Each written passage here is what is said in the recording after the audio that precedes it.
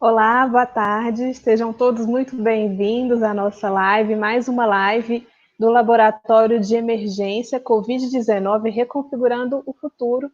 Esse laboratório que é promovido pela Silo Arte Latitude Rural, em parceria com o Instituto Procomum. Foram alguns dias aí de laboratório, começando na segunda-feira, mais de 16 projetos de todo o Brasil e outros países sendo desenvolvidos de maneira colaborativa, numa tentativa de trazer aí respostas para toda essa crise gerada pela pandemia de Covid-19. A gente tem uma live hoje super especial, que é sobre mudanças climáticas e pandemia, então a gente vai discutir esse assunto, vai ser bem legal. Mandem suas perguntas, participem aqui no chat com a gente fica de olho e vai passando para os convidados. Queria primeiro agradecer aos nossos parceiros do laboratório, são algumas instituições que nos ajudaram a realizar isso tudo. Então, nosso agradecimento a Amerec, Bela Baderna, Carables, Casa Criatura, Coletivo Itinerâncias, Datalab, Frena La Curva, Gambiologia, Gênero e Número, Horta Inteligente, Instituto Elos, Instituto Update, Lab Coco, Media Lab, UFRJ, Mulheres do Futuro, Muman, No Buget Science, Olab, Preta Lab, Redes da Maré, Segura Onda, Think Olga e Atramadora, todos os nossos parceiros aí de laboratório. Então, hoje, falando de mudanças climáticas, a gente vai receber o Bernardo Esteves, que é repórter da revista Piauí, fala sobre ciência, também meio ambiente. Vamos receber também a Raquel Rosenberg, que é uma das proponentes de um projeto, né, desenvolvido aí no Laboratório de Emergência, e é também ativista sobre mudanças climáticas. A Raquel não está aparecendo. Ah, e apareceu aí para gente. Olá. E vamos receber também o Pablo Borges de Amorim, que é doutor em Ciências Naturais, pesquisador da Universidade Federal de Santa Catarina e cofundador do projeto Ciência no Bar. Eu já vou aproveitar, Pablo, para começar com uma pergunta para você. Eu queria que você falasse um pouquinho, enquanto pesquisador de mudanças climáticas, né? O que a gente já tem de consenso científico que a gente já pode afirmar quando o assunto é mudança climática? Uhum. Tudo bem, Principal, né? Marcela? Tudo bem, Marcela? Obrigado. Bom, boa tarde. Aqui está quase já boa noite aqui em Floripa. Boa tarde a todas e todos. Muito obrigado pelo convite. Acho que isso é uma excelente pergunta, embora para nós cientistas não faça nenhum sentido fazer essa pergunta mais. Eu acho que é importante a gente enfatizar isso, porque talvez para muita gente ainda não está claro. Então, também é um dever nosso comunicar. Então, assim, eu acho que para responder essa pergunta, se vocês me permitem tomar um pouquinho do tempo, a gente precisa, na verdade, responder 3 perguntas, tá? A primeira é se as medições de temperatura são confiáveis. E a resposta é sim. Existem diversas maneiras de a gente medir temperatura, né? A gente tem termômetros em cidades, sim, temos, mas a gente também tem termômetros fora das cidades, a gente tem satélites, a gente tem anéis de árvore, a gente tem testemunhos de gelo, a gente tem diversas maneiras de medir temperatura na Terra. E se você parar um pouco para pensar, é difícil da gente acreditar que uma sociedade como a nossa, que manda robô para Marte, não saiba medir temperatura na Terra, né? Então, a segunda pergunta é: o planeta está aquecendo? A gente sabe medir, beleza. E agora, o planeta está aquecendo? Sim, o planeta está aquecendo. As mesmas instituições que mandam robozinhos lá para Marte, elas mostram claramente que a Terra está aquecendo. Existem estudos que sugerem que a temperatura de hoje ela já foi igual a somente 125 mil anos atrás. Detalhe que naquela época o nível do mar era 8 metros acima do que temos hoje. Agora, o que chama atenção não é só a temperatura, mas também a velocidade de aumento da temperatura. Em condições naturais, normais, levaria 1000 anos para aumentar 1 grau centígrado. E nós conseguimos essa façanha em 150 anos. A terceira pergunta que eu acho que é importante esclarecer, tá, mas como sabemos que somos nós, seres humanos, né? Existem basicamente 5 fatores que afetam a temperatura global, tá? O primeiro é radiação solar, que o Sol é a maior fonte de energia, e varia também com tempo por tempo, varia a quantidade de energia que o Sol emite. O segundo é a órbita né, a distância entre a Terra e o Sol ela varia, são ciclos que demoram de 20 mil a 400 mil anos, e esses ciclos são aqueles responsáveis, por exemplo, pela Era do Gelo. O terceiro ponto é a variabilidade interna do sistema global, que é basicamente uma resposta da temperatura global devido às diferenças de velocidade de troca de calor entre oceano e atmosfera. É física, tá? Por exemplo, El Niño, Laninha, são eventos naturais que ocorrem a cada 3, 7 anos. O quarto elemento que controla a temperatura global são os vulcões. Os vulcões emitem gases de efeito estufa, mas eles emitem aerosóis. E o balanço geral é que, na verdade, os vulcões eles esfriam a Terra. Tá? E o quinto elemento, e o último, são os gases de efeito estufa. Existem condições naturais, né? Mas desde a Revolução Industrial, nós pulamos de 300 ppm, partes por milhão, para 414. Né? É a concentração mais alta dos últimos 650 mil anos, nem existia o Homo sapiens. Né? Então, se você olhar o que aconteceu com esses 5 fatores nos últimos 150 anos, né, apenas um deles variou consideravelmente e é o que explica o aumento de temperatura, que são os gases de efeito estufa. Então, a mensagem da comunidade científica ela é clara: o planeta está aquecendo e as atividades humanas são a principal causa. Tá? E, para finalizar, quem está dizendo isso não sou eu, não é um artigo científico, nem 10, é uma iniciativa das Nações Unidas, com mais de 3 mil cientistas, de mais de 80 países, que analisaram pelo menos 4 mil estudos, que comprovam que o planeta está aquecendo devido aos seres humanos. Essa iniciativa, ela se chama Painel Intergovernamental sobre Mudanças Climáticas, ou IPCC. Então, o consenso científico hoje é de pelo menos 97%, ou seja, o que isso significa? Que 97% da comunidade científica, especialista no assunto, pessoas que dedicam a vida inteira a estudar o clima, confirmam que o aquecimento global é humano. E esse é o mesmo consenso científico na biomedicina sobre o tabaco aumentar as chances de câncer. Tá certo, Pablo, obrigada. Eu queria chamar um pouquinho o Bernardo para a gente continuar falando desse tema. Bernardo, eu comecei com essa pergunta para o Pablo, porque eu acho que é muito importante a gente já falar sobre esse consenso existente, né? Ele está trazendo aí um número impressionante da quantidade de estudos que mostram que esse aquecimento vem acontecendo e que ele é função da ação do homem aí depois da era industrial. A gente teve a Convenção do Clima adiada esse ano, por causa da pandemia de Covid-19, obviamente, e a gente teve a Patrícia Espinosa, que é coordenadora, se não me engano, né, porta-voz, fazendo uma fala muito importante, dizendo que o coronavírus é a nossa emergência, mas que as mudanças climáticas são o nosso problema principal humanitário aí a longo prazo. Ela falou longo prazo, eu queria saber pela sua experiência aí de cobertura. É longo prazo mesmo? Qual que é a urgência desse tema? E por que a gente às vezes tem tanta dificuldade de comunicar uma coisa que está tão comprovada? Oi, Marcela. Boa tarde a todo mundo que está aí na outra ponta. Obrigado a Silo pelo convite, é uma honra estar aqui com vocês, conversando sobre esse tema tão importante. Eu diria, Marcela, sobre a extensão do prazo. O prazo talvez fosse médio prazo, quando eu comecei a escrever sobre mudança do clima, faz 20 anos quase. E ali a gente, enfim, talvez aquilo fosse uma coisa mais distante, mas está cada vez mais ali. A gente tem previsões muito alarmantes, né? As projeções dos modelos climáticos que estão cada vez melhores, né? Assim, é claro que quando a gente fala sobre o futuro, as pessoas podem sempre achar que é um pouco de futurologia, mas assim, são ferramentas matemáticas e computacionais muito intrincadas, muito robustas, que apontam como vão evoluir uma série de grandezas que caracterizam a saúde do clima do planeta, né? E não é só a temperatura é a maior delas, a concentração de gás carbônico e tantas outras, né? E a gente tem algumas projeções que são extremamente alarmantes para 2030 e para 2040, né? Assim, 2030 está logo ali.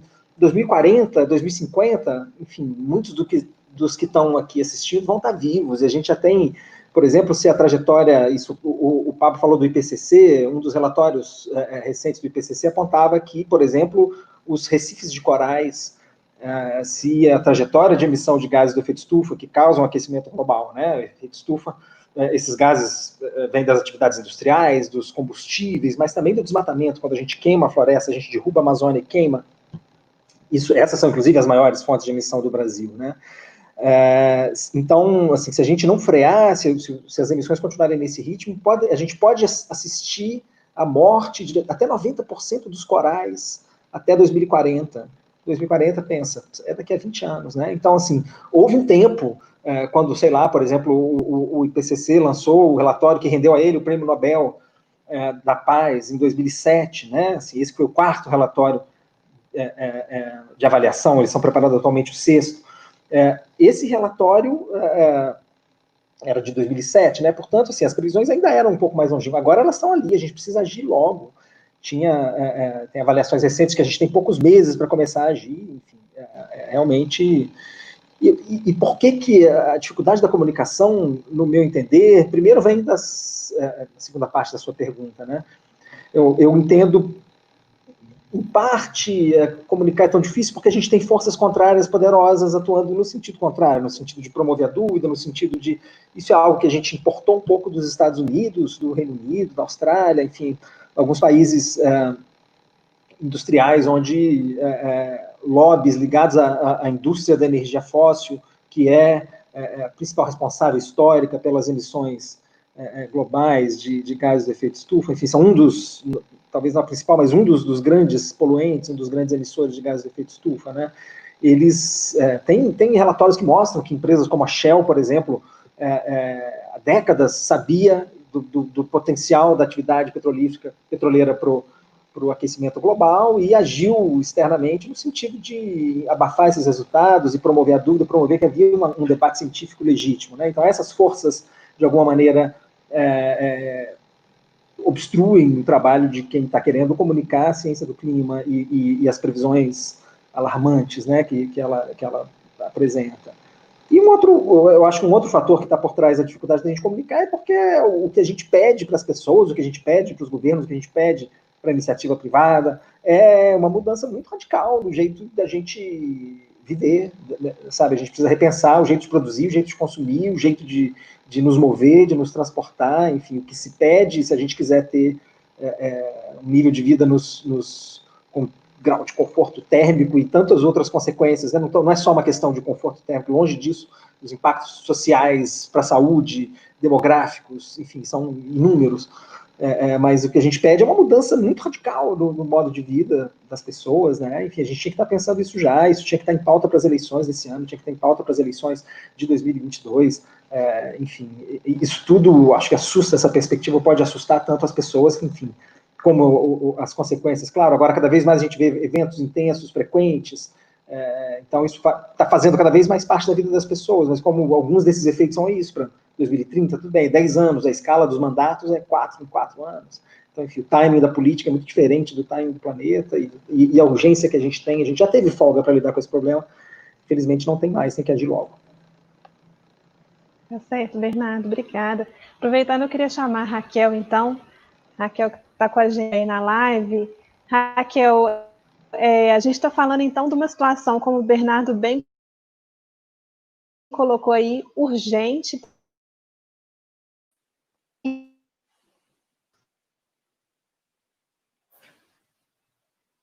Com relação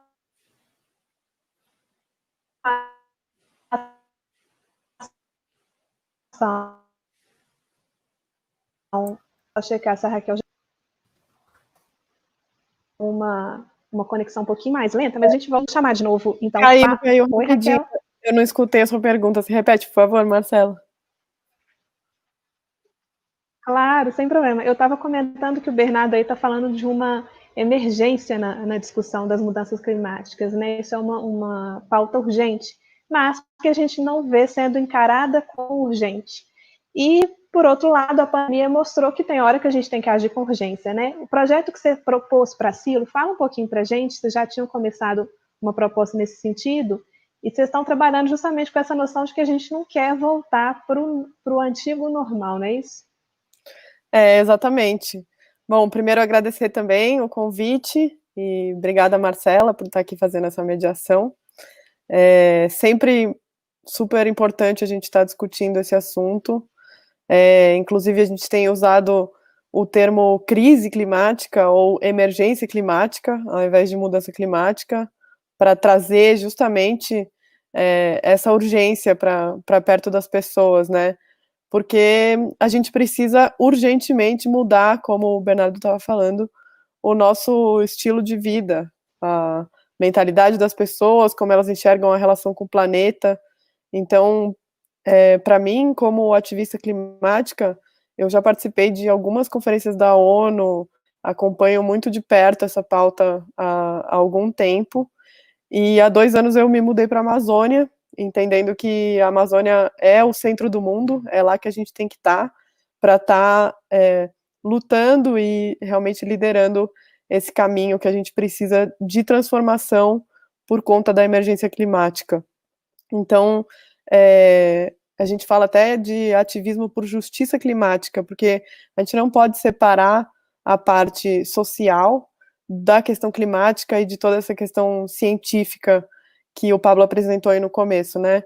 São pessoas que estão sofrendo com as consequências da crise climática e são pessoas que também são a solução para ela. Então, tanto os jovens que estão se colocando aí como protagonistas dessa transformação, mas os povos indígenas, os quilombolas, os ribeirinhos, a Amazônia realmente é o tema que a gente mais tem que discutir e onde a gente tem que colocar mesmo os nossos corpos como linha de frente para defender essa floresta que é importante não só para o Brasil, mas para o equilíbrio do planeta inteiro. Então, a nossa ideia com a plataforma, que é o que a gente propôs aqui para o Lab Emergência, mas que é um movimento mesmo, chamado Liberte o Futuro, é que a gente traga 5 propostas para adiar o fim do mundo. Então, como a gente pega tudo isso que a gente está vivendo, a pandemia como esse momento de transformação mesmo, porque quando teve a peste, a pior peste, né, da história, foi quando a gente mudou do sistema do feudalismo para o capitalismo. Então, por que não usar essa pandemia do coronavírus para também fazer uma transformação sistêmica como aquela que aconteceu? Então, a provocação do não voltar ao normal é isso. O normal que a gente estava está todo errado. A gente não quer que volte àquele normal. Senão, a gente vai cair nesse buraco de novo. E aí, o nosso convite é para que as pessoas gravem vídeos de 1 minuto cada um, com as suas propostas para adiar o fim do mundo. Então, o primeiro tema é o nosso antídoto para o fim do mundo, qual que é a maior mudança que você imagina. O segundo é na questão da democracia, reforma política, políticas públicas, o que você acredita que tem que mudar. O terceiro é na questão do consumo, então as nossas relações de produção e consumo têm que se transformar radicalmente também, qual que é a sua proposta para isso. A quarta é da questão da emergência climática, quais são as soluções que você propõe para isso. E a última, a gente está chamando de insurreição, que é qual é a melhor ação de desobediência civil para a gente fazer hoje, para construir esse futuro que a gente espera. Então, a gente vai reunir esses vídeos, a ideia é que cada um grave e poste na sua rede social, a partir do lançamento, que vai ser dia 5 de julho, com a hashtag Liberte o Futuro, e a gente vai reunir tudo isso no site, e depois vamos propor laboratórios também, de 3 meses de duração, que a gente possa co-criar as ações que vão transformar essas ideias em realidade. Então, a gente quer botar todo mundo para sonhar e se inspirar com esse novo mundo que é possível a partir da pandemia, e depois concretizar ele e transformar em realidade mesmo. Bacana, Raquel. Um banco de outras narrativas, né? E o próprio exercício de se pensar nisso, que nem sempre a gente faz também. A gente está com uma pergunta aqui, que é uma pergunta do Pedro Gaioto, que ele faz para a mesa, para todo mundo da live. Então, eu acho que é interessante mesmo cada um colocar seu ponto de vista, que é uma pergunta bem importante. Ele quer saber por que, na visão de vocês, qual que é o obstáculo para os governantes implementarem políticas mais rígidas com relação ao meio ambiente, né? Então, pensando que mesmo quando há uma boa vontade pessoal do gestor, nem sempre isso acontece. Quais são esses obstáculos principais na visão de vocês? Vou começar com o Pablo. Vixe, isso é uma pergunta meio complicada, né? Assim, porque assim, eu sou mais da parte científica, digamos assim, eu me dedico mais à parte técnica, né? E assim, o que eu percebo é que a gente tem as evidências já, né? Na verdade, a gente nem precisa ficar falando muito de futuro, das projeções. Eu também trabalho com isso, eu sei também que tem essas certas limitações, mas as pessoas sempre arranjam desculpa para falar, não dá para fazer, porque a mudança climática é muito incerto, a gente não sabe o que vai acontecer a nível local e tal. Mas, na verdade, a gente está sempre tomando decisões com base em incertezas, né? Existe todo um campo científico que pesquisa tomada de decisão, né? E que as pessoas estão tomando decisões todo dia com base em incerteza, né? Então, o que eu acho que é importante é que a gente tem que ter, digamos assim, uma política onde a gente considera ou leva em consideração as evidências que estão disponíveis, né? Então, assim, é muito estranho você ter toda uma base científica que, além de mostrar o diagnóstico, além de mostrar soluções, que são várias, a gente não precisa inventar nada novo, quer dizer, tá tudo, não é aplicado, né? Não é aplicado. E aí, é uma questão mais política, assim, que eu não tenho propriedade para falar sobre isso, né? Porque eu não estou envolvido, por exemplo, mas eu acho que a Raquel falou, é fundamental o engajamento das pessoas. A gente tem que cobrar isso, porque a gente vive num sistema democrático de direito, onde a gente vota, então a gente tem o direito de cobrar das nossas lideranças, né? E tem muita gente competente fazendo isso, tem várias comissões no Senado, na Câmara, então eu acho que de uma forma ou de outra a gente tem que pressionar, né? Tem que pressionar e tentar usar todos esses instrumentos jurídicos legais que existem para a gente poder tomar as devidas ações, né? Certo. Bernardo, você até mencionou na sua primeira fala que houve um certo esforço de algumas indústrias ao longo do tempo para negar mesmo mudanças climáticas, para esconder isso, né? Com relação aos governos, você acha que acontece coisa similar também? O que você vê que é mais entrave aí para fazer decisões políticas que sejam importantes? Pois é, Marcela, eu acho que aqui no Brasil, esse movimento de negacionismo climático surge no exterior muito ligado à indústria da energia fóssil, que naqueles países é o setor econômico responsável pela maior parte das emissões. Aqui no Brasil a coisa é um pouco diferente. A gente tem, grosso modo, as emissões brasileiras são 1/3 devido ao desmatamento, 1/3 devido ao agronegócio, à agropecuária, e 1/3 devido a transportes e processos industriais, grosseiramente falando. E o agronegócio, na verdade, está por trás, não só do seu terço, mas também do terço do desmatamento, porque na prática o que a gente assiste quando a gente derruba a Amazônia, a gente vem depois, pouco tempo depois, fazer pasto ou plantar soja. Então, na prática, o agronegócio está por trás de 2/3 das emissões brasileiras de gases de efeito estufa. E o que a gente tem é que o agronegócio tem um lobby muito forte no Congresso Nacional. A gente tem a bancada do boi, que tem centenas de parlamentares e que é muito difícil você... enfim, muitas das políticas públicas ambientais que a gente está vendo agora, que estão sendo desmontadas nesse governo atual, né, elas, de alguma forma, estão atendendo, afrouxar essas políticas, atendem aos interesses da bancada do boi, que é, por exemplo, uma bancada que quer diminuir, aumentar a quantidade de uma propriedade rural que o produtor pode legalmente desmatar na Amazônia, por exemplo. Hoje essa reserva é de 20%. Ele tem que manter 80% da propriedade na Amazônia intacta.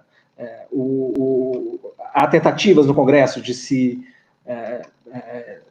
diminuir essa reserva. Há tentativas também de se regularizar terras obtidas por invasão ilegal no passado recente. Então, enfim, na prática, e a gente tem um descompasso muito grande entre a opinião da população. Se você disser você é a favor do desmatamento, você é a favor, sabe, ninguém é a favor do desmatamento, ninguém é a favor, mas, assim, esses são temas que não aparecem muito durante a campanha. Então, assim, não sei se as pessoas, quando votam para deputado federal, vão votar de novo daqui a 2 anos, se elas, para senador, se elas têm em mente o que aquele representante que ela quer para o Congresso vai defender em relação a questões climáticas, a questões ambientais, que estão intimamente ligadas, né? Então, assim, eu acho que esse descompasso a gente assiste, eu acho que a grande frustração de quem faz ciência, mas também de quem está comunicando essa ciência, que é o nosso caso, o jornalismo, ou de quem está fazendo ativismo, enfim, quem está atuando no terceiro setor, a frustração é essa, assim, nunca teve tão nítido o conhecimento sobre a tragédia em curso, nunca foi tão nítida a nossa percepção sobre o tipo de soluções que a gente tem que fazer, mas isso não se traduz em mobilização social, isso não se traduz em ação política, em parte porque essa opinião da população sobre essa preocupação ambiental talvez não seja levada em conta na hora do voto. Enfim, certamente a gente tem representantes no Congresso, e boa parte dessas políticas envolvem o Congresso, não é só da gente ter um presidente que queira ou não queira fazer coisas. O nosso sistema, a forma, né, enfim, como a República é organizada, depende do Congresso também. E essa corrente não passa nesse elo aí da eleição dos representantes. Nem sempre a gente tem representantes que retratam fielmente a preocupação do brasileiro com a questão ambiental, com a questão da mudança do clima e do desmatamento. Verdade. O Pablo quer fazer um comentário sobre agronegócio, né? Eu acho que a gente podia, eu gostaria de fazer um comentário em relação à questão do agronegócio. Eu acho que pode até deixar o Bernardo ali, porque ele pode até dar uma contribuição. Eu acho que talvez a gente precise, estava refletindo agora, a gente precisa, na verdade, de um esforço maior para sensibilizar esses atores, porque vamos supor que a hipótese é que realmente o agronegócio, digamos, seja uma das barreiras, né? Na verdade, isso é um posicionamento meio suicida, meio não, completamente suicida, porque o que a gente está vendo, ano após ano, é que esse é um dos setores mais impactados pelo aquecimento global, né? A gente tem aqui, o ano passado, tivemos perdas aí, realmente na ordem de bilhões de reais. Esse ano, só aqui no sul do Brasil, a gente perdeu 5 bilhões de reais em produção de milho. Quer dizer, esse realmente é um dos setores mais vulneráveis às alterações do clima, e esse pessoal precisa saber, porque eles vão estar investindo em lugar errado, né? E aí eu destaco também o papel da Embrapa, né? A Embrapa, como uma instituição de pesquisa, tem um papel fundamental, que vem fornecendo tecnologia. Aliás, graças à Embrapa que a gente tem esse destaque internacional de produção agrícola, né? Mas eles também têm muitas coisas para poder auxiliar a gente poder tomar decisões melhores, inclusive aumentar a produtividade sem ter que desmatar uma árvore, né? Isso aí a gente está cansado de saber, tem vários estudos da Embrapa que comprovam que a gente pode triplicar a produção sem avançar 1 metro quadrado a mais, né? Então, reforçando, eu acho que a gente precisa, talvez, do esforço pelo nosso lado cientista, de alguma maneira, a gente sensibilizar esse pessoal, porque realmente eles estão tomando atitudes suicidas. Pois é, eu queria acrescentar, Pablo, você citou aí, quando você falou de tiro no pé, né? Assim, o agronegócio depende do clima estável, em parte porque eles são muito vulneráveis a ondas de calor, você citou aí, enfim, safras prejudicadas por causa de ondas de calor, mas também a médio prazo e algumas coisas, enfim, em prazo nem tão médio assim, o agronegócio que é feito no centro-oeste, no sudeste, no sul, depende de chuvas que são geradas na Amazônia, né? Então, assim, e tem trabalhos científicos sérios de pesquisadores brasileiros e estrangeiros que mostram que a gente está a caminho, se a gente não frear o desmatamento na Amazônia, a gente pode atingir um ponto de não retorno em que aquele bioma vai estar mais vulnerável a queimadas. Não é um bioma que cresceu com queimadas como o Cerrado, não é um bioma, então, enfim, que vai progressivamente se transformar numa grande savana e vai perder a capacidade de gerar essas chuvas que regulam o clima do continente e que abastecem a agricultura brasileira. Tem países que precisam pagar para irrigar as suas lavouras, a gente não precisa. A Amazônia presta esse serviço ambiental, esse serviço ecossistêmico, que o agronegócio não parece levar em conta quando faz lobby pela aprovação de medidas administrativas que, enfim, estimulariam muitíssimo o desmatamento na Amazônia. Bernardo, uma visão mais sistêmica até muito, muito comum em populações indígenas, né, que já enxergam isso de uma maneira muito mais clara do que os não indígenas. E aí eu queria chamar a Raquel para falar ainda sobre esse tema dos grandes empecilhos. Raquel que está hoje também em territórios indígenas Raquel, a gente sabe que essas populações indígenas, ribeirinhos, gerazeiros, eles estão sempre cercados, né? Agronegócio, mineração, garimpo legal e muitas vezes o próprio Estado, com hidrelétrica, com ações no território. Como que essas pessoas, quais são os principais empecilhos para essas pessoas lutarem em campo, né? E aí já, claro, sabendo de antemão da grande violência que a gente tem contra ativistas ambientais no país. Então, como que é essa luta diária em campo, por onde ela passa, né? Queria que você falasse um pouquinho disso para a gente. É complicado mesmo, assim, tem ameaças diárias com todo mundo que vive na floresta e nasceu lá e defende o seu território, por conta justamente dessas pressões, e hoje mais ainda, porque o governo, ao contrário, ele está incentivando com projetos de lei a legalização da grilagem, está incentivando a entrada de grandes empreendimentos, seja hidrelétrica, mineradora, dentro de terras indígenas, o garimpo ilegal também está invadindo cada vez mais as terras indígenas. Durante a pandemia, inclusive, eles não estão fazendo home office, eles estão aproveitando para entrar cada vez mais nessas terras. E, em geral, o que os povos indígenas e comunidades tradicionais, os quilombolas ribeirinhos também, eles têm o seu próprio corpo como defesa. Então, muitos deles se organizam em grupos de vigilantes para fazer rondas no território, para ver se está tendo invasão de madeireiro, de grileiro, de garimpeiro. E isso é um risco enorme, né? Porque quem está defendendo eles, né? Se FUNAI está sucateada, IBAMA, ICMBio, todo mundo está perdendo força nesse governo. Então, quem está amparando essas populações hoje, né? Quem está se preocupando com eles? Acho que isso é uma discussão fundamental mesmo. Porque, na verdade, o que falta é a vontade política, né? A resposta direta para essa pergunta, o que falta dos governos é vontade, porque eles estão pressionados por todos esses outros setores e não estão olhando para o que realmente interessa, que afinal é o tiro no pé que eles estão explicando aí, né? Até o próprio agronegócio perde muito ao incentivar esse tipo de coisa. Pois é, a gente tem até um comentário aqui do Alain Bordalho, que ele fala que cada vez mais os mercados consumidores rejeitam produtos de desmatamento, né? Então a gente já tem uma cabeça de uma juventude diferente de anos atrás. Você que atua muito, né, com ativismo jovem, fala para a gente da importância disso e como que isso pode crescer, precisa crescer a partir de agora. Com certeza. Então, eu acho que o que a gente tem que fazer mesmo é resistência, é revolução, e isso vai partir dos jovens, sem dúvida. Então, acho que iniciativas como a da Greta Thunberg, né, que começou a fazer greves pelo clima toda sexta-feira, e isso está se expandindo pelo mundo inteiro.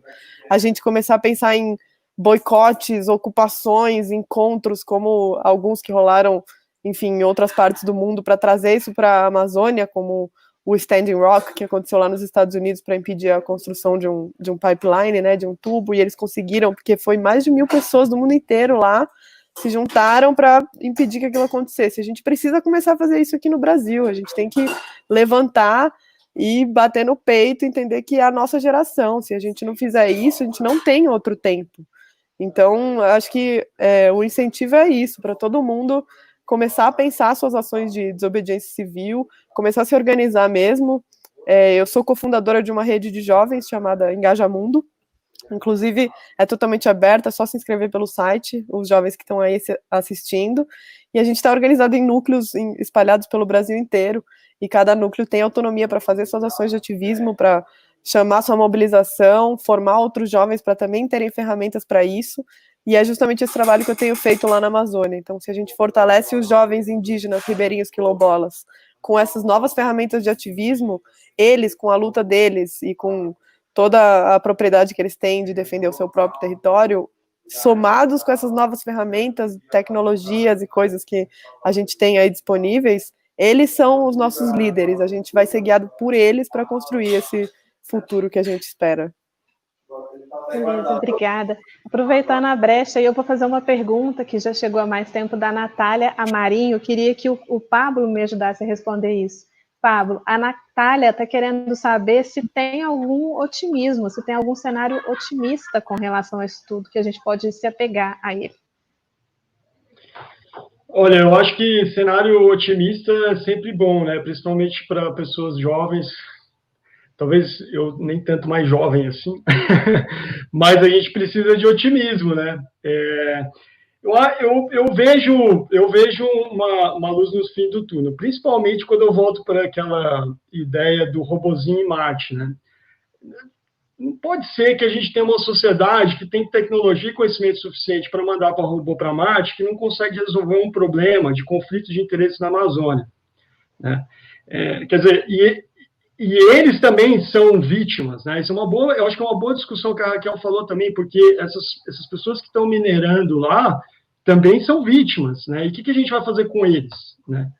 Provavelmente a melhor solução é aquela óbvia, que todo mundo está cansado de escutar, que é educação, capacitar essas pessoas, dar para elas oportunidades de elas aprenderem técnicas inovadoras, tecnologia, agrofloresta, enfim, tudo isso já existe. Então, assim, do lado científico, eu sou muito otimista, porque as soluções já existem, estão aí, né? Todo dia sai centenas de papers com soluções. O que a gente está precisando agora é realmente de uma mudança de paradigma, de começar a botar essas coisas em prática, né? Então, para mim, eu acredito, sim, a gente tem duas maneiras que a gente tem que caminhar paralelamente. A primeira delas é realmente a gente tomar uma atitude séria em relação às emissões de gases do efeito estufa. Não é muito a minha área, mas eu assisti esses dias uma entrevista com o Paulo Artacho, que é especialista no assunto, e é extremamente alarmante. E o cara é um ícone da área. Ele falou assim, o que a gente está vivendo hoje com queda de emissões, né, devido à Covid, né, queda de produção industrial, a gente vai ter que continuar fazendo isso para os próximos 20, 30 anos, para a gente conseguir chegar numa meta de 1,5 graus, onde os impactos já são grandes, já são impactos iguais ou piores que a gente está vivendo hoje, né? Então, paralelo a essa questão da gente mitigar, evitar de emitir, a gente também nós vamos ter que nos adaptar, né? E aí é uma área que eu também trabalho, que é a adaptação à mudança do clima. A gente vai ter que repensar a maneira que a gente constrói as coisas, a gente vai ter que repensar como é que a gente lida com o nosso dia a dia, né? E de uma forma ou de outra, uma pandemia como essa já está mudando, já está alterando, né? Essa questão do home office, né? Muitas pessoas agora vão começar a não ter que ir para o trabalho com tanta frequência, né? Porque se deram conta que a tecnologia que já existe há 30 anos na internet, é possível você trabalhar da sua casa, né? Então, eu acho que a tecnologia, ela com certeza existe o conhecimento científico que é essa esperança, mas a gente vai precisar de uma mudança de pensamento, mudança de paradigma, que é fundamental, e que daí isso que entra o papel fundamental da Raquel, do Bernardo Esteves, de comunicação científica, de ativismo, porque isso é o que só está faltando isso, né? Não, na minha opinião. Tá certo. Vamos aproveitar e já fazer uma pergunta para o... Você quer completar? Não, eu só queria falar que, por exemplo, eventos como esse, eu acho que essa discussão é importantíssima, né? Eu acho que o primeiro passo é a gente falar sobre os assuntos. Então, a gente está falando sobre isso, já é um grande, né, alcance, né? A gente também tem um projeto aqui que chama Ciência no Bar, que também foi uma coisa que surgiu de uma opressão, né? E, de repente, a gente falou, o que está acontecendo? As pessoas não estão acreditando na ciência. Vamos para o bar e vamos falar, né, olho no olho, o que é ciência, quais são os benefícios. Então, acho que esse papel, pouco a pouco, sensibilizar, né, a gente vai chegar lá. E dizem, eu não sei, parece que tem um número aí que se você conseguir sensibilizar aí 10, 15% da população, parece que depois o negócio vira um efeito dominó e depois você sensibiliza a maioria. Sempre vai ter uma porcentagem que não vai aceitar, mas é normal, a gente sabe lidar com isso, a gente vai saber lidar com isso. Verdade, Pablo. Eu vou te pedir para falar um pouquinho mais do Ciência no Bar daqui a pouquinho. Eu queria só chamar o Bernardo para a gente ainda falar dessa questão de otimismo, de como comunicar. Bernardo, eu estava ouvindo seu podcast recentemente, o Bernardo tem um podcast bem legal, A Terra é Redonda, fica a dica aí para o pessoal escutar. E você menciona uma entrevista que você fez com o autor de um livro chamado A Terra Inabitável, né? Que é um livro que foi classificado como alarmista, porque era um jornalista falando situações reais sobre o aquecimento global. Existe algum consenso dentro da comunicação? Realmente tem que se evitar um tom alarmista ou, pelo contrário, já passou da hora da gente falar disso com mais firmeza? Marcela, essa é uma questão em aberto. Não tem o consenso entre os cientistas sobre o que está acontecendo com o clima é muito mais forte do que o consenso entre os comunicadores sobre como é que a gente deveria comunicar isso para as pessoas. Porque tem toda uma... E o David Wallace Wells, que é esse autor, né, que eu entrevistei na Flip do ano passado e coloquei trechos no podcast da Piauí, até Redonda, ele defende uma visão que, enfim, a gente tem que ser brutos e comunicar com dureza, com imagens fortes, é o que ele tentou fazer. O livro dele é um soco na cara, é uma sucessão de socos na cara. Pelo menos a primeira parte. Tem uma segunda parte que é mais... enfim, que discute com um pouco mais de abertura para a imaginação e para, enfim, um pouco sobre narrativas do clima e do futuro e do presente. E tem outras pessoas que se alinham com isso. O jornal inglês The Guardian, não faz muito tempo, decidiu que pararia de usar expressões mais brandas, que nem aquecimento global, ou mudança do clima. Eles agora só vão de colapso do clima, emergência climática. Então, enfim, eu acho que às vezes uma linguagem dura pode dar uma sacudida, assim, pode... mas eu acho, enfim, o importante é ter empatia. Não existe uma fórmula que vai funcionar para todos os públicos. Eu acho que dependendo de onde você estiver falando, do meio como você estiver falando. Eu, por exemplo, agora estou tendo essa experiência. Eu fui sempre repórter de publicações escritas, e agora, desde o começo do ano, estou fazendo podcast de ciência da Piauí, e estou sentindo especificidades muito diferentes. Então, enfim, é um espaço que cabe, talvez pelo tom do podcast, enfim, mas reflexões um pouco mais pessoais, um pouco mais... É um tipo de abordagem com o leitor que passa por estratégias um pouco diferentes das que eu usava escrevendo reportagens para o Piauí até então. Mas, enfim, eu acho que não tem fórmula, por um lado, mas, por outro lado, eu não acho que a gente deva dourar a pílula e falar assim, não vou tentar não soar tão pessimista, porque senão as pessoas vão se sentir apáticas e não vão querer fazer nada. Eu não acho que uma coisa justifique a outra.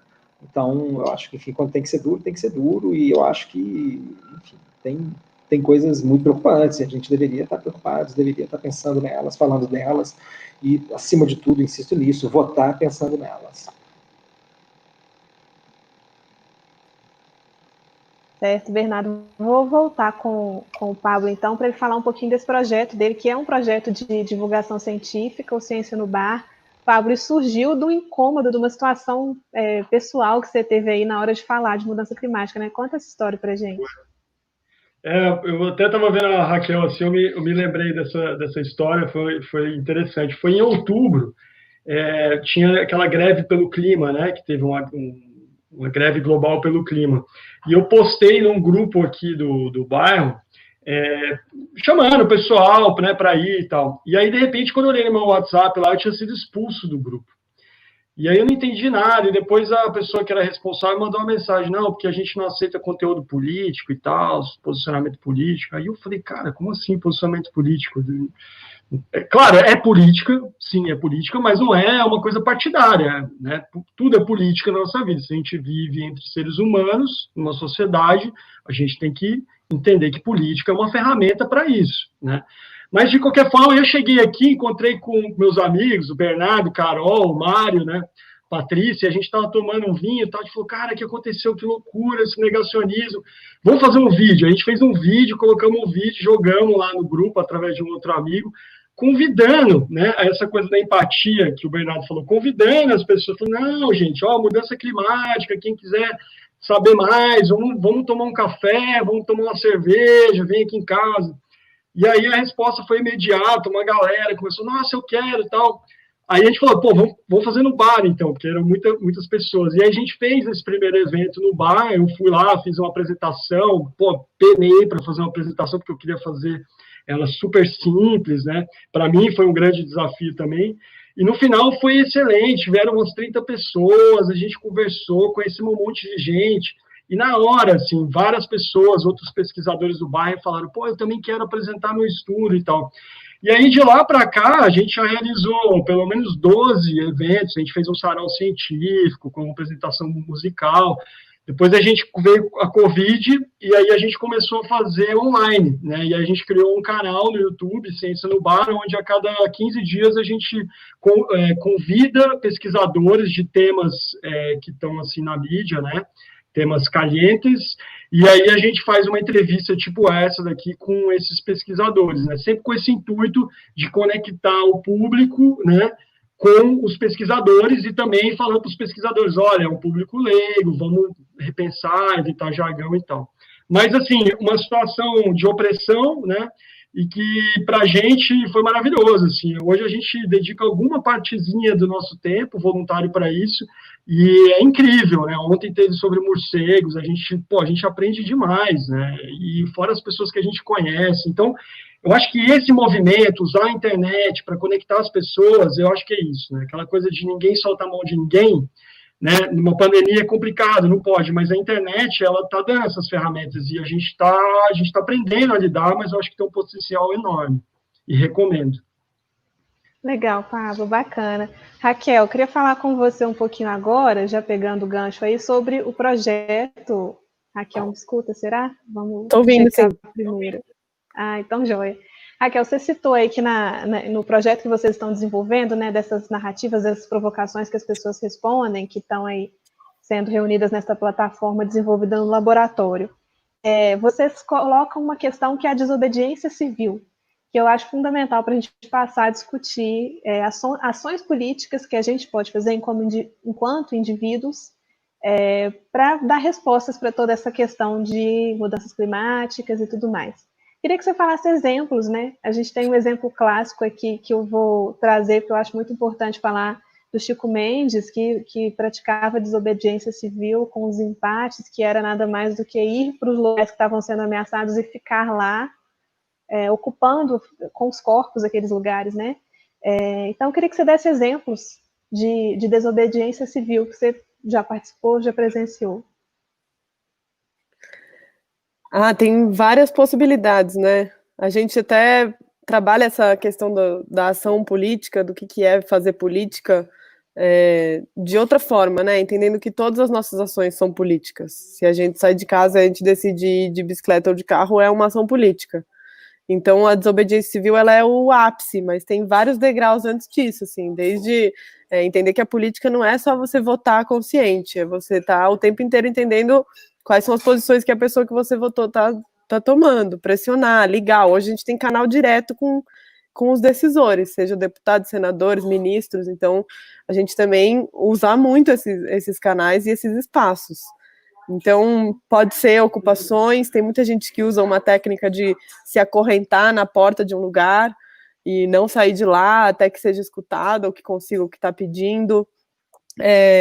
Entrar em espaços, em áreas que estão sendo, por exemplo, construídas, uma grande mineradora, uma grande hidrelétrica, e ficar lá e impedir essa construção de acontecer.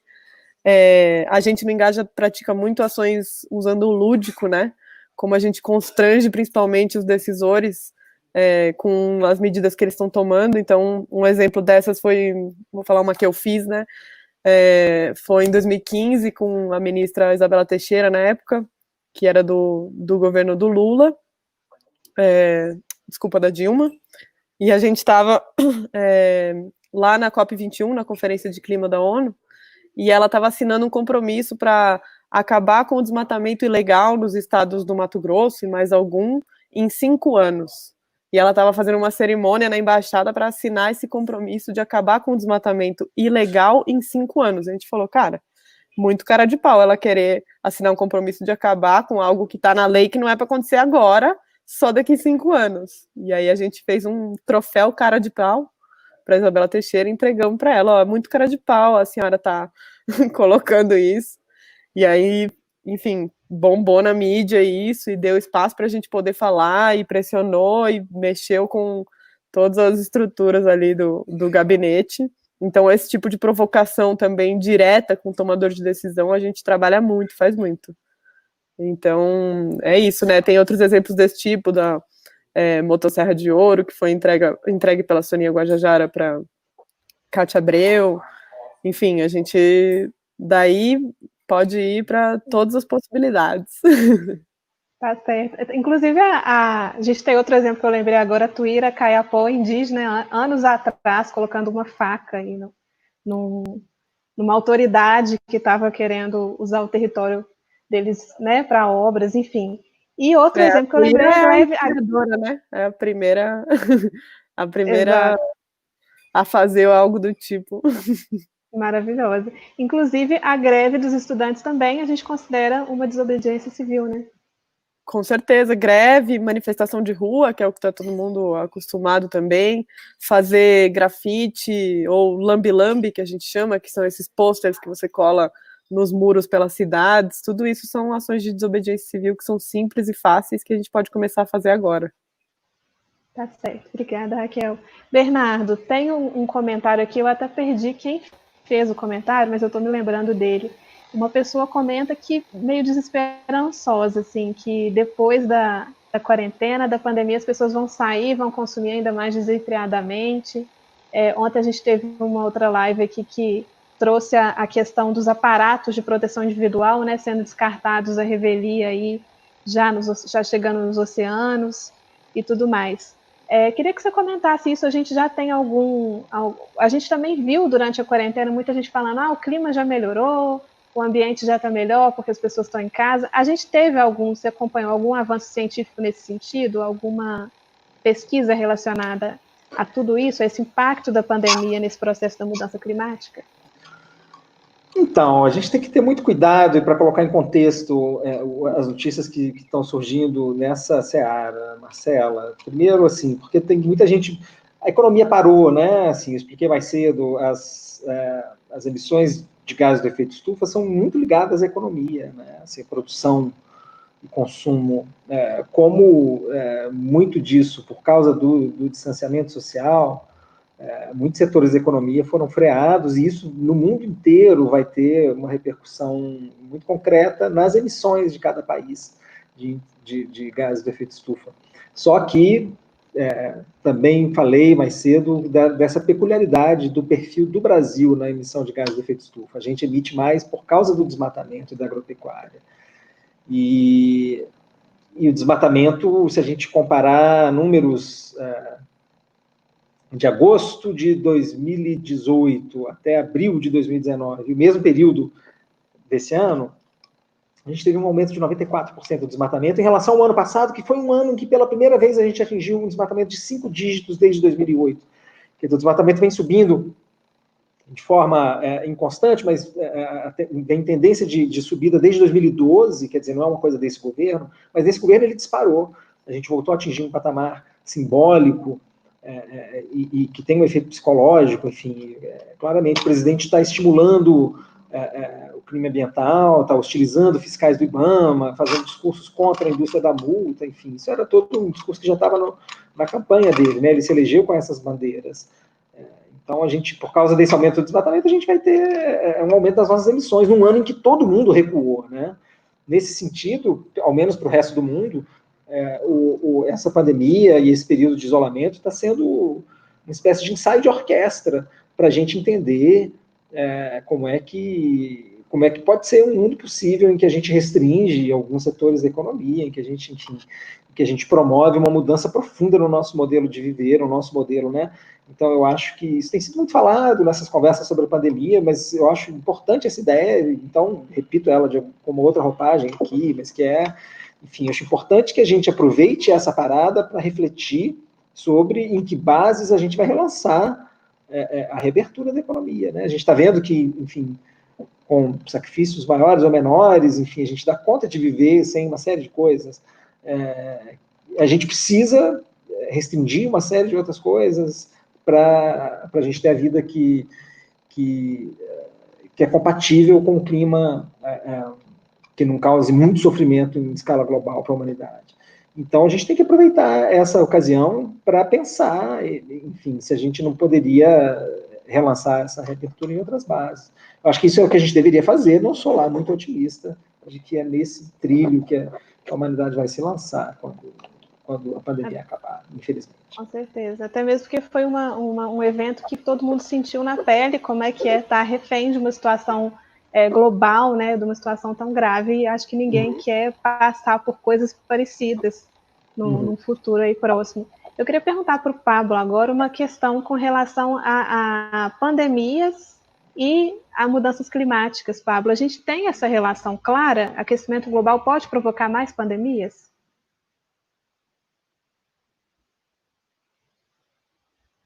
Desculpa, eu estava no mudo aqui. Desculpa, você pode repetir a pergunta, Marcelo, por favor? Claro, eu queria saber se a gente tem, se essa relação entre pandemias e mudanças climáticas existe, ou seja, se uma das consequências desse aquecimento global é o aumento de números de pandemias. Uhum. Olha, bom, até onde eu sei, acho que tem um artigo recente que saiu na Carbon Brief que eles questionam isso, tá? Não tem, digamos assim, uma resposta exatamente direta, talvez não me venha à cabeça agora, não sei se talvez a Raquel ou o Bernardo também podem contribuir, mas uma questão é que várias atividades que impactam, digamos, o clima, como o Bernardo falou, desmatamento e queimadas, elas também estão associadas à perda de biodiversidade. E eu não sou especialista em biodiversidade, tá? Mas eu tenho acompanhado várias lives, por exemplo, que a gente tem feito do Ciência no Barco, o pessoal da biologia, e a mensagem é clara: quanto mais a gente continuar avançando nesses habitats, né, com desmatamento ou com o que quer que seja, a gente vai aumentar a chance da gente ter contato com vírus que estão em outros animais, né? E esse vírus, se a gente ficar ali, toda hora aparece, cheguei, uma hora esse vírus fala, pô, que legal, deixa eu ver o que está acontecendo ali. E aí, como os vírus também têm essa questão de mutação e tal, então eles podem pular de uma espécie para outra, né? Então é isso que eu tenho observado, tenho lido sobre esse assunto, é que se a gente continuar, né, invadindo esses habitats, chegando cada vez mais próximo do contato com a vida silvestre, com os animais silvestres, a gente vai estar aumentando a chance da gente ser infectado com vírus, como, por exemplo, o coronavírus SARS-CoV-2. Né? Tá certo. Pablo, a gente já está encerrando daqui a pouquinho a live. Queria então que você enfim, finalizasse, te agradecer demais pela participação. Se você quiser convidar o pessoal que está assistindo também para continuar te acompanhando no Ciência no Bar, acho que... Sim. Bom, é isso, eu acho que eu já tinha feito já publicidade aqui, mas fique à vontade, procure a gente lá, Ciência no Bar, no YouTube, tem no Instagram também, no Twitter, e a gente está começando pouco a pouco, a gente sempre quer ter esse contato com o público para a gente poder aprender, na verdade é um grande processo de aprendizagem, né? E eu queria talvez deixar uma mensagem, assim, né, para as pessoas que estão assistindo, né, para elas se informarem, né? Eu acho que a gente tem muita fonte de informação confiável, né?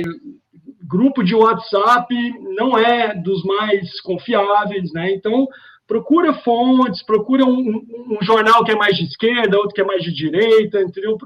É bom ter esses dois pontos de vista para você ter a formação da sua própria opinião, né? Não fica replicando coisas que você acha que é legal porque te convém, né? Porque eu acho que tem muita do negacionismo tem a ver com essa coisa que é conveniente eu acreditar que mudança climática não existe, porque eu quero continuar comendo carne, eu quero continuar andando de carro. Né? Então, mas a gente tem que sair dessa bolha, porque logo, por enquanto não está chegando na gente, né? Porque a gente vive aqui, numa casa bacana e tal, mas daqui a pouco vai começar a chegar, e é uma questão de tempo, e para muitos já está chegando. Então, essa é a mensagem que eu deixo para que as pessoas se informem melhor, sabe? Busquem, a internet hoje está com várias aí opções, né? E para a gente poder, porque se cada vez mais as pessoas estão informadas, elas vão poder tomar as decisões corretas. E somente assim a gente vai sair desse obscurantismo, desse túnel escuro, né? A gente só vai sair disso com informação. E muito obrigado. Pablo. Só para finalizar, eu queria agradecer vocês, né, o pessoal do CIO, Raquel, Bernardo, que participou também, Cíntia, Marcela, também os colegas do Ciência no Bar, em especial a Marina Hirota, que foi a pessoa, na verdade, que me indicou que era para ela estar aqui, então estou representando ela. Ô, Pablo, olha só, a Marina está aqui, ela está aqui com a gente no chat, e eu vou aproveitar, estava encerrando por causa do horário, mas a gente vai estender um minutinho para responder essa pergunta da Marina, que eu acho que ela é super importante. E aí vou te pedir sua opinião sobre essa pergunta, então. Ela está perguntando como unir forças entre ciência, divulgação e ativismo de forma integrada para propor soluções mais factíveis. Qual que é a sua opinião sobre isso? Eu não quero ocupar o tempo dos outros, mas a minha resposta, eu acho que isso que vocês estão fazendo já é um grande passo. Depois a gente vai construindo pouco a pouco e vamos ver, mas essa estratégia de unir essas forças, botar essas pessoas para dialogarem e somarem, eu acho que a gente vai sair dessa mais fácil do que a gente imagina. Obrigado, viu?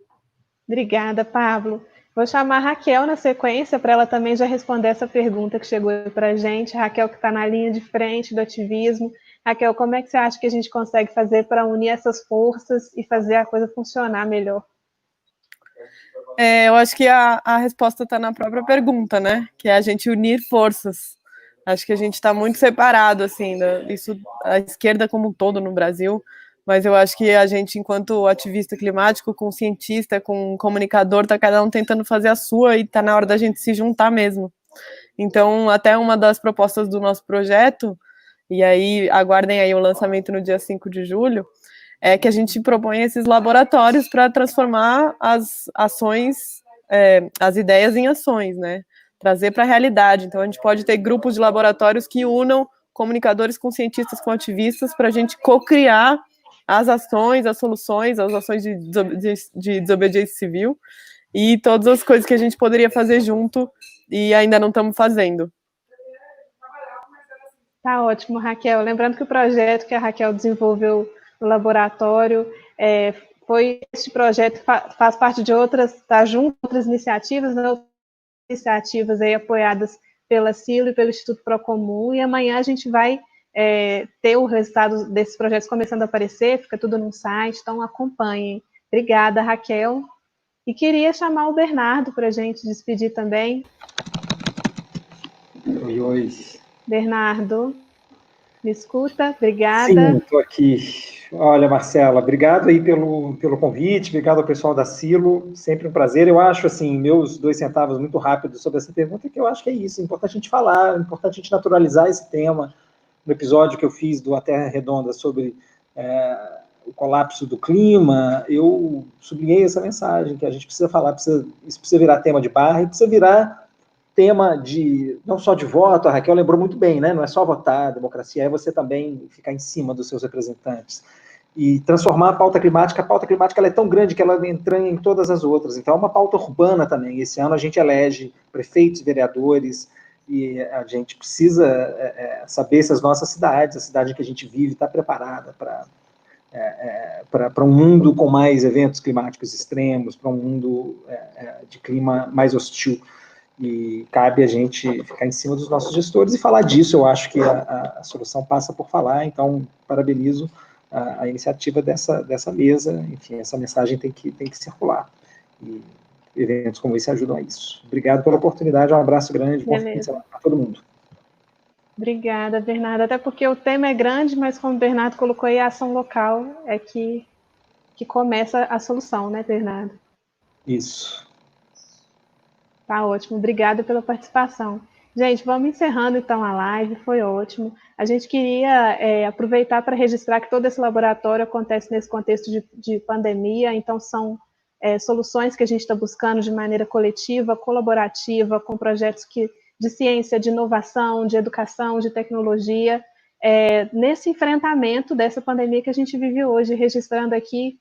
Tem um comentário da Silo registrando o número oficial de mortes, são mais de 47 mil mortes causadas pelo coronavírus no Brasil. Então, a gente presta nossa solidariedade a todas as pessoas, todas as famílias que perderam alguém por causa dessa pandemia e reforçamos o convite para todo mundo acompanhar, ver o resultado desses 16 propostas, desses 16 projetos do Laboratório de Emergência. Agradecer a companhia de vocês, foi ótimo. Todas as nossas lives que a gente fez durante a semana ficam também disponíveis aí nos canais de YouTube da Silo e do Instituto Procomum. Então, continuem assistindo, comentando. Muito obrigada ao Vitor, ao Breno, que ficam aqui com a gente administrando as lives. E até a próxima. Tchau.